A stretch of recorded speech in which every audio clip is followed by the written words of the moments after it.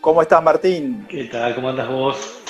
Muy bien, ¿vos? Bien, todo bien, por suerte. No me quejo. Bueno, bueno, me alegro muchísimo. Estaba comentando a la gente que estaba ingresando, que estábamos esperando, te íbamos a charlar un poquito del tema paraísos fiscales e infiernos tributarios, ¿no? Un título espectacular. Sí. No sé, ¿tenés un libro aparte con este nombre? Tengo un libro con ese nombre, sí, salió hace un par de Ah, meses, en junio.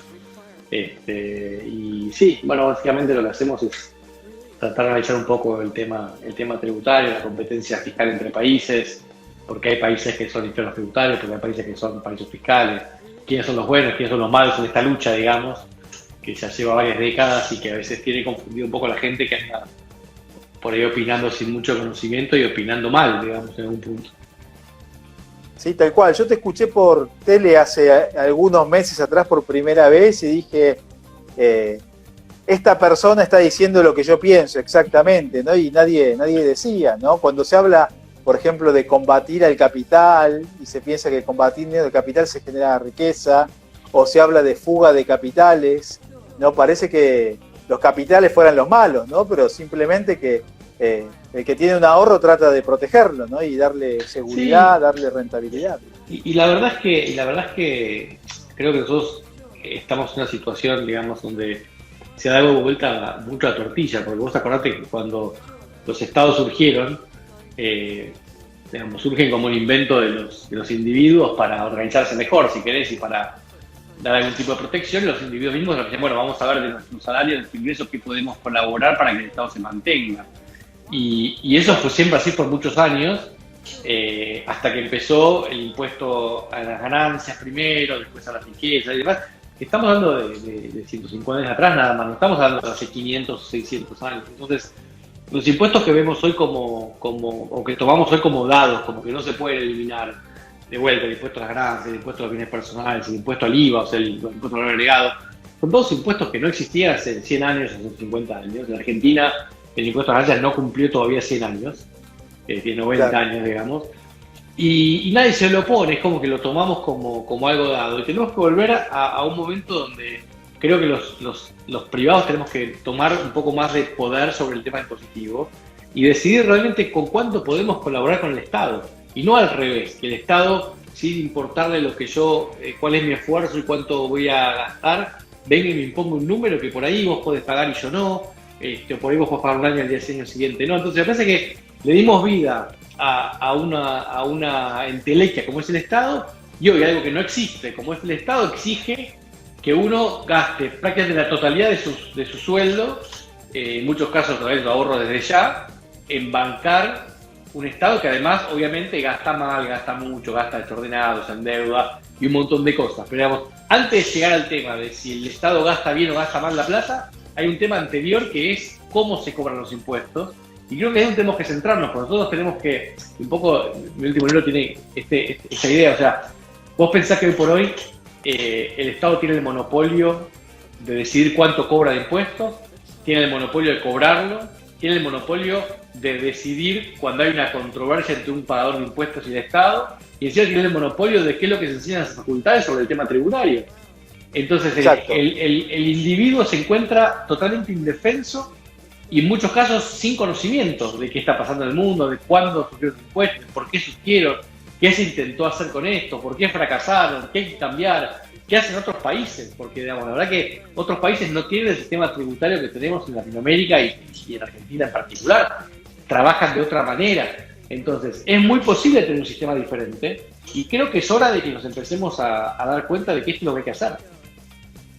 Y te consulto, ¿no? Y reflexionando sobre países como Uruguay y otros, si los países, las unidades políticas más pequeñas tienen, ¿te parece, mayor control sobre lo que se gasta, cuánto se gasta, mayor transparencia, o las que son federales, realmente federales, ¿no? Porque Argentina es un país que se autodenomina federal, pero centralista totalmente, ¿no? Con la 100%, coparticipación. 100%, y las dos cosas que son ciertas. O sea, un país más chico es más eficiente en general, o al menos las ineficiencias quedan muy claras, digamos, Claro, y los países que tienen un real federalismo, donde se genera una competencia fiscal entre estados, por ejemplo Estados Unidos, Suiza, claro. Eso genera que no haya impuestos tan altos porque, si, a ver, Nueva York puede cobrar más impuestos que Miami porque hay más gente que quiere vivir en Nueva York. Ahora, eso tiene un límite. En la medida que Nueva York empieza a subir, ¿qué es lo que está pasando? Lo que pasa ahora, mucha gente exitosa en Nueva York, hedge fund managers y esto y otro, se están viniendo a Miami, porque Nueva York se fue de mambo con lo que subió. Entonces, la competencia es un poco lo que salió el día de ayer antes sobre emisiones. O sea, nosotros, si Argentina tuviera competencia fiscal entre provincias, vos dirías, bueno, a ver, a mí me gusta vivir en Capital Federal porque tengo ganas. Ok, Capital Federal implica un impuesto a la ganancia del 35% y un IVA de 21%. Y por ahí, Córdoba me genera un impuesto a la ganancia de 20% y un IVA de 10%. Y por eso me voy para Córdoba. Preferiría vivir en Buenos Aires, pero la verdad es que la competencia que me están haciendo fiscalmente hace que me tenga que decida irme y que por ahí mis años de mayor productividad los viva en un país, en un estado donde me genere menos impuestos. Entonces, cuando me retiro, sí voy a otro lado, porque no estoy ganando, entonces no me preocupa. Pero cuanto más gano, está bueno ir a un lugar donde no me saquen todo el ahorro. Y eso es lo que genera la competencia fiscal entre países, porque hay mucha gente hablando ahora de se abre la cuarentena y me voy a Uruguay, o me voy a Paraguay, o me voy a Panamá, o me voy a Portugal. Porque todos los países tienen un régimen fiscal mucho más atractivo que el argentino. Y uno lo ve, por ejemplo, en Estados Unidos, que la gente del norte, cuando se jubila, va al sur, o en la misma Europa, ¿no? Que los alemanes se van a jubilar al sur de España, a pasarla en un clima agradable y un costo mucho más barato, digamos, que en Alemania. Y son los beneficios, ¿no? Este federalismo competitivo. Buchanan hablaba mucho del federalismo competitivo, ¿no? No solamente desde el punto de vista fiscal, sino esta lógica, este dinamismo positivo que genera competencia, digamos. La competencia es buena en todos los aspectos, Sí. ¿Y por qué no va a ser buena en materia tributaria? Es ridículo. Nosotros hablábamos con un amigo que estábamos viendo la final de la Champions, ¿no? Sí. Y estábamos hablando del partido que perdió el Barcelona con el Bayern 8-2. Sí. Y la verdad que la charla fue, digamos, hablamos de fútbol, pero después pasó a temas un poco más profundos. Y fíjate que desde que se fue Ronaldo del Real Madrid, el Barcelona cayó un montón. ¿Y por qué cayó un montón? Si supuestamente tiene el mejor equipo. Porque no hay competencia. Messi no está tan inspirado como hace, porque no tiene que ganarle a Ronaldo la bota de oro o ser el más. Nada, la competencia genera eso. Yo lo hablo mucho con ejemplo del tenis, pero yo siempre digo, yo de chico jugaba mucho, es un deporte que me gusta y lo conozco muy bien. Siempre dije, Federer es un tipo que jamás hubiera ganado Roland Garros si no fuera porque Nadal ganó el año anterior Wimbledon. O sea, el tema de la competencia te genera externalidades positivas. Entonces, el tema impositivo es el mismo. Si tengo competencia, tengo que gastar más eficientemente. Están los estados, las provincias también queriendo seducir a sus pagadores de impuestos. Hoy en Argentina, no solo Argentina, pero Argentina, países como Argentina, México, además, hostigan al contribuyente, le mandan cartas diciendo vos tendrías que tener una empleada doméstica por lo que vos ganás y tal cosa, y te presumo tal otra. Es ridículo, estás bardeando, para hablar mal y pronto, al tipo que te está bancando tu sueldo. Entonces me parece que la clase política está como demasiado cómoda en sus posiciones y por supuesto no van a hacer el cambio ellos. El cambio lo tenemos que empezar nosotros desde abajo, porque nadie nos va a venir a decir bajen los impuestos, porque los políticos no se van a sacar ingresos de encima. Entonces, y fíjate que cuando vos llamás, ahora digamos, los momentos son diferentes, pero haces la marcha de la semana pasada, una marcha muy fuerte y con un grado muy alto de acatamiento, y no quiero sobre toda política del tema porque no es lo mío, pero me acuerdo perfectamente cuando el año pasado, más o menos a esta altura, la Asociación de Contribuyentes Argentinos citó a una marcha en el día de la liberación fiscal, que si no me acuerdo mal fue el 3 o 4 de agosto del año pasado, es el día que marca el momento en que empezás a trabajar para vos y dejás de trabajar para el Estado, fíjate que hasta agosto trabajamos para el Estado, y convocó una marcha, un sábado para que la gente pueda ir aparte, no era un día de trabajo, y no había pandemia, y no había cuarentena, y no había toque de queda, no había nada de eso. Y la verdad que yo vivo acá, pero estaba en Buenos Aires en ese momento, y estaba Espert, que era en ese momento candidato a presidente, 8 días antes de las PASO, y estaba Manu Adorni, y estaba Agustín Echevande, y estaba Maslatón, o sea, había gente que convocaba, me refiero a eso, ¿no? Claro. Y en la claro. plaza éramos menos de 400 personas.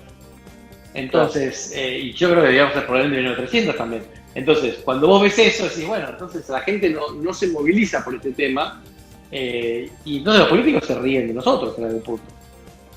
Claro, ¿no? Y uno ve, por ejemplo, es que no hay cultura, digamos, tributaria, y uno ve, perdón que sí de Estados Unidos, ¿no? Pero el Boston Tea Party y la Taxation Without Representation, los impuestos fueron factores de revolución profunda y conciencia fuerte entre quien paga impuestos y los derechos que tiene, y lo que debe exigirte a los gobernantes, ¿no? Y la competencia entre estados, entre condados, el control de los ciudadanos. Y otro tema es que acá, digamos, no son tantos los que pagan y son muchos los que disfrutan, ¿no? No coincide el que paga con el que disfruta el beneficio de los impuestos. Y además la gente tiene poco conocimiento, porque además hay tanta cantidad de impuestos. Comentar que la gente tenés más de 160 impuestos, casi 170 impuestos, es imposible conocerlos todos. Claro. Entonces vos pensás que pagás un porcentaje de impuestos que pagás mucho más. Porque vos de tu sueldo pagarás al 30, al 35, pero después para comprar nafta pagas impuestos. Compras un auto y pagas impuestos. Vas al supermercado y pagas impuestos. Entonces vos no sabés cuánto pagaste tu plata finalmente en impuestos. En cambio, en Estados Unidos vos tenés 10 impuestos, tenés un solo día de pago de impuestos del 15 de abril de cada año, y yo sé perfectamente cuánta plata pagué, porque hice un cheque para el IRS, todos los años hago el cheque para el IRS, lo presento y sé exactamente cuánta plata pagué. Hay países todavía, inclusive los países tienen mejor sistema tributario, son los países, las repúblicas bálticas, digamos, que vinieron obviamente de ser comunistas. Por eso me río cuando dicen la explicación de todo es que en Argentina hubo peronismo. Y bueno, en países tuvieron comunismo y salieron de esa. Y hoy los países bálticos tienen entre 4 y 6 impuestos nada más. Impuestos que son sobre todo sobre el consumo, no sobre el ahorro y no sobre la inversión. Y eso existe. O sea, ni siquiera necesitamos que Argentina invente una solución. Necesitamos que copie lo que funciona. Y yo te aseguro que bajando impuestos y simplificando el sistema, van a recaudar más, con lo cual yo ni siquiera les digo que sean menos corruptos, que roban lo mismo, van a poder robar más si tienen que robar más. Pero tienen que bajar impuestos, es una locura el impuesto que se paga, porque digamos que roben lo mismo, pero que ya que dejen que el sistema privado esté mejor y uno puede invertir y hacer cosas. Tal cual, ¿no? Y es lo que la famosa curva del Laffer, ¿no? Vos bajás la alícuota impositiva y vas a tener más actividad económica, más recaudación, más todo, ganan todos, básicamente. Y tenés menos evasión, porque ahora yo me voy a poner a hacer algo extraño para evadir impuestos y el impuesto es del 50%, si es del 15%, bueno, lo pago y sigo adelante. Entonces tenés aumento de recaudación por vía de actividad económica, como bien vos dijiste, y aumento por reducción de la evasión, digamos. Eso de hecho es uno de los capítulos que tengo en el libro, es sobre el Laffer. Ahora, el Laffer no te lo enseñan, por eso lo decía antes, de que el monopolio de la educación tributaria lo tiene el Estado. Entonces no te van a enseñar las cosas que puedes usar después contra ellos. Claro, exactamente, ¿no? Y siendo el concepto de infierno tributario, ¿qué países ves asociados a este concepto? Mira, ¿no? Para mí, un infierno tributario es un país que tiene un alto grado de inseguridad jurídica, es decir, tiene baja o nula seguridad jurídica, es un país que tiene una presión fiscal alta, es un país que tiene una superposición de impuestos que impide que el contribuyente sepa lo que está pagando, y es un país que tiene un hostigamiento constante del contribuyente. Entonces, con estas definiciones, yo te diría que en Latinoamérica hay muchos países que son, digamos, infiernos tributarios. Empezamos por Argentina, pero tenés Bolivia, tenés México, hasta cierto punto, si querés, el resto de Latinoamérica. Las excepciones son América Central, tienes algo México, impuestos bajos, y además tiene sistema de renta local solamente. La de Panamá hasta México son países con muy buena carga tributaria. Y en Sudamérica tenés los ejemplos de Uruguay y Paraguay, que son los dos países que mejor están en materia impositiva. Y a nivel de Europa, te diría que los países que más se acercan al infierno tributario son básicamente Francia y España. El resto son un poco más normales.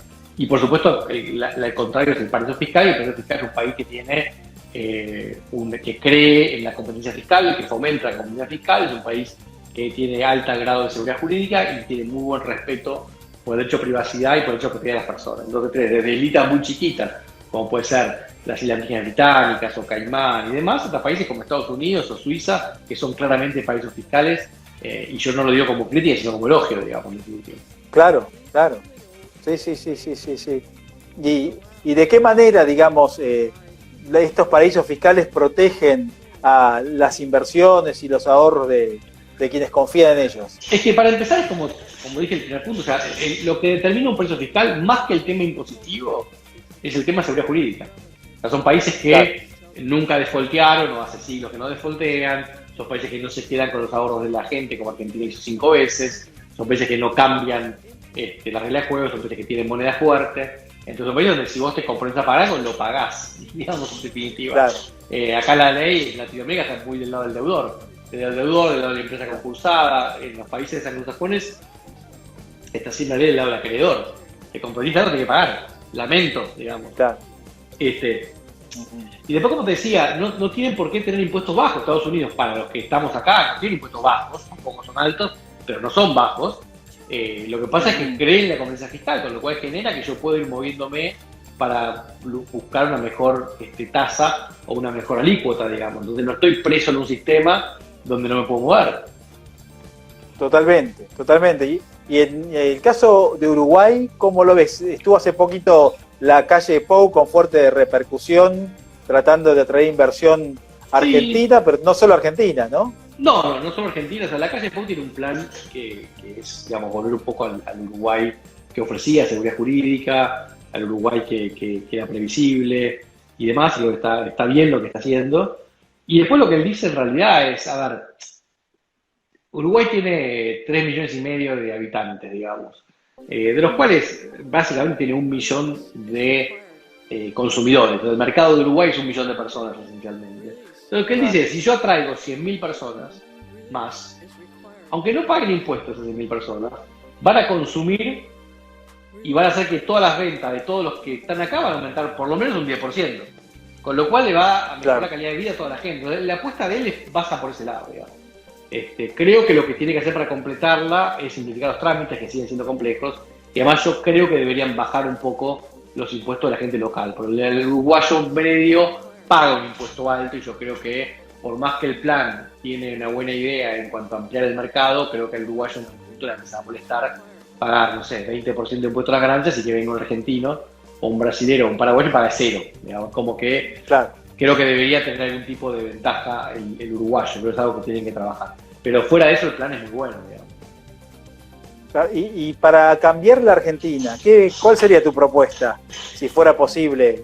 Mirá, para cambiar la situación del esquema de incentivos impositivos en la Argentina y de gasto público, ¿no?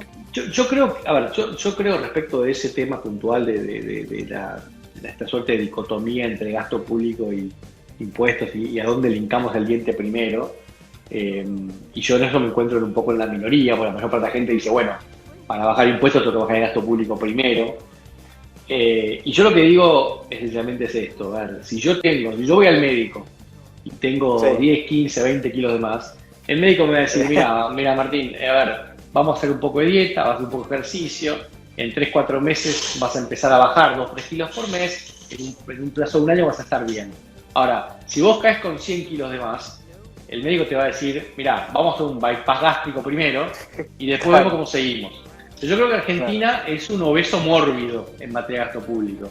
Entonces acá hay que bajar impuestos drásticamente, que sería el bypass.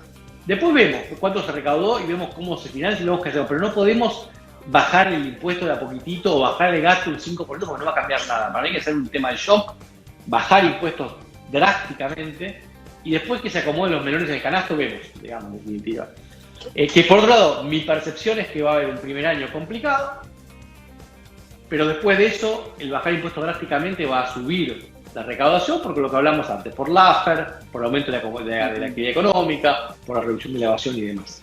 Pero otra cosa que es importante es que Argentina no puede salir de esto solamente bajando impuestos. Argentina tiene que generar, hola Lore, Argentina tiene que generar seguridad jurídica, por lo que te dije antes. La primera razón por la cual los inversores no vienen es por la seguridad jurídica. Si vos tenés seguridad jurídica, vos podés cobrar más impuestos, porque estás dando como Estado más servicios. La seguridad jurídica es parte de tu servicio, el impuesto es parte de tu cobro, digamos, entonces vos das más seguridad jurídica, cobra un poquito más de impuestos. Como no tenés seguridad jurídica, tenés que bajar impuestos, pero además tenés que dar seguridad jurídica. Porque en definitiva, la gente no viene a Argentina no por la inflación ni por los impuestos, que son 2 problemas grandes, sino porque no sabe cuándo van a cambiar las reglas, que es lo que pasó con el DNU de telecomunicaciones hace 3 días. Entonces, yo no puedo hacer un plan de negocio a 10 años y que a los 2 años me cambien las reglas. Claro. Y la informalidad terrible que hay en Argentina, digamos, que 4 de cada 10 empleados trabajan en negro. También?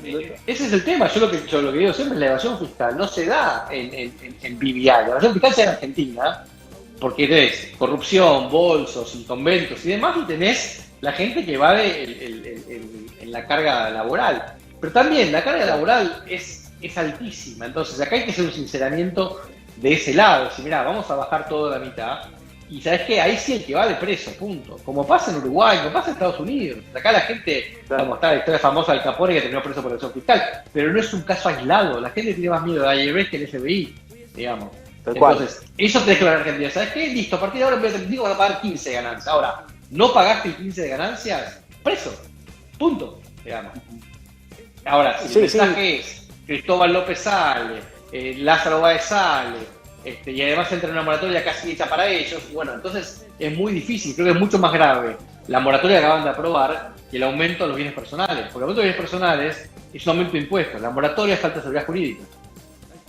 Y te pregunto, ¿estarías a favor de un impuesto, por ejemplo, como el income tax de Estados Unidos, que le paguen todos, digamos? Sin ninguna duda. No, ¿viste? Porque acá está muy concentrada el pago.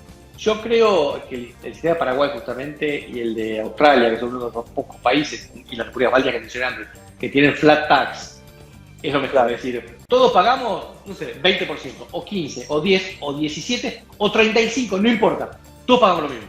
El rico paga más porque su porcentaje es mayor. O sea, porque su porcentaje representa más plata, no porque su porcentaje es mayor. Entonces, sí, yo creo que todos tienen que pagar, por supuesto. Yo creo que hasta el que recibe un plan debería pagar, porque tiene ingreso. Obviamente, sí, genera costos, sí, tal cual. Así que, y contanos un poco más de los contenidos de tu libro, porque nos enfocamos en el título espectacular que tiene, y como te decía las veces que te vi por la tele, y te hago la pregunta adicional. ¿Vos estás en el mundo de las ideas de la libertad también? ¿O sí, llegaste por conclusión? No, yo no hago política partidaria, hago política ideológica, digamos. De hecho, estoy ahora trabajando en una columna que se llama Liberalismo e Impuestos. Pero en definitiva, el sistema tributario de un país dice mucho de la sociedad en la que vivís. Entonces, es un sistema tributario que respeta la libertad y respeta la propiedad, es un tributario con una carga tributaria baja. Entonces, al vos tener un país con una carga tributaria muy alta, básicamente estás hablando de un país no es liberal y no es lo que debe ser. Entonces, yo estoy del lado de la libertad siempre, apoyo la libertad siempre y estoy en este lado de la trinchera, digamos. Por el momento siempre he pasado cualquier oferta política que tuve porque me parece que la batalla cultural es más importante que la política. Y me parece que el problema que tenemos nosotros en Argentina puntualmente y te diría en Latinoamérica en general no es una falta de oferta de candidatos liberales, sino es una falta de demanda de ideas liberales. Entonces, hasta que no convenzamos a la gente de que es mejor pagar menos impuestos, que es mejor que el Estado no se meta en tu propiedad, en tu educación y demás, digamos, candidatos que pueden ser brillantes no van a tener los votos que tienen que tener, en definitiva. Sí, tal cual, ¿no? Y otro tema vinculado a esto es la transparencia de los ingresos y del gasto del Estado, ¿no? Porque si uno quiere ver dónde va la plata, en qué se gasta, es casi imposible, ¿no? Hay algunos... Sin embargo, el Estado sabe todo de vos. Exactamente. Es al revés de lo que debería ser. Por eso te digo que tengo que decir al principio. O sea, el individuo está antes y el individuo tiene que controlar al Estado, no el Estado al individuo. Hay una historia muy divertida, bueno, divertida para uno que hace impuestos, digamos, por ahí para la gente no es divertida. Pero vos sabés que, como te dije antes, el impuesto a las ganancias, el income tax, es un impuesto nuevo, un impuesto relativamente nuevo, obviamente.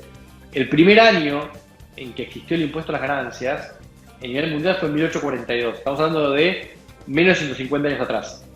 ¿Tá? Claro. Y fue en Inglaterra. En Estados Unidos se aprobó en 1913, es decir, que de 45 presidentes, hubieron 15 que gobernaron sin impuesto a las ganancias. O sea, la plata venía de otro lado. Ahora, lo que es interesante es, cuando la gente en Inglaterra, el Reino Unido en realidad, se oponía al impuesto a las ganancias, no se oponía por un tema vinculado al derecho a la propiedad, porque de hecho pagaban impuestos a las barbas, impuestos al jabón, impuestos a las ventanas, había un montón de impuestos, porque de hecho el Estado tiene que bancarse de alguna manera, y no era ilógico que vos pagaras de tu sueldo un impuesto, porque es un impuesto más. El problema que ellos tenían era del lado de vista de la privacidad. Ellos decían, no tengo por qué decirle al Estado cuánto gano. Y si ponemos un impuesto sobre lo que gano, le tengo que decir al Estado cuánto gano, no tengo por qué decírselo. Y por eso se oponían. Claro. Al final perdieron la batalla. Pero fíjate que tenían una conciencia mucho más grande que nosotros sobre la importancia de la privacidad. Totalmente. Sí. También es interesante el concepto, pensando en lo que tu argumento de Monkey Olson sobre el bandido, el Estado y los gobiernos como bandido estacionario, ¿no? Que toman una ciudad, se llevan todo lo que pueden y se van, ¿no? Los gobernantes, básicamente, ¿no? Porque hoy un gobierno que llega y encuentra capacidad para endeudarse no tiene límite.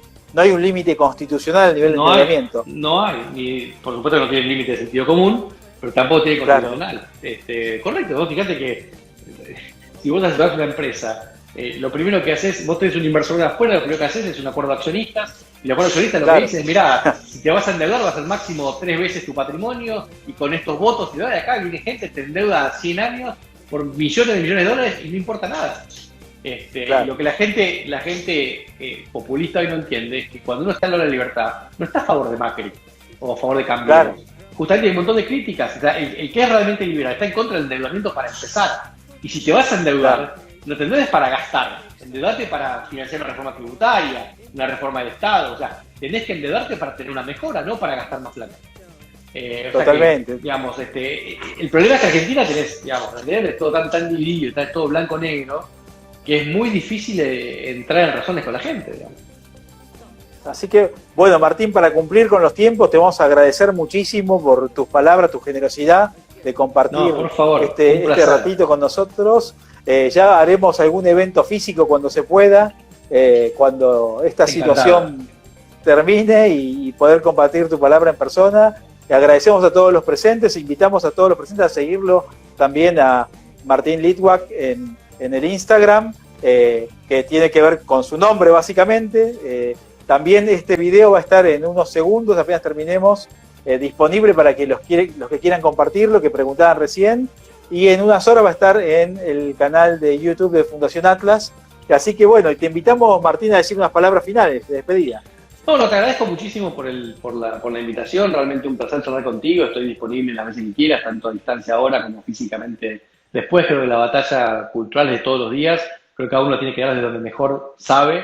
En mi caso es el tema de impuestos y protección patrimonial, y no pienso moverme de acá. Creo que una de las cosas que uno tiene que hacer siempre es realmente opinar de lo que sabe. Es muy tentador salir a opinar otras cosas, pero creo que si cada uno se concentra en lo que sabe y pelea en el campo que sabe, creo que los resultados van a ser mucho más eficientes. Así es, Martín. Muchísimas gracias por la inspiración y la energía. Y bueno, gracias a todos ustedes y nos vemos muy pronto por acá. Los invitamos nuevamente a seguir a Martín Litwack en Instagram. Y un abrazo para todos. Gracias, Martín, de vuelta. Un abrazo, que estés muy bien. Chao. Chao. Gracias.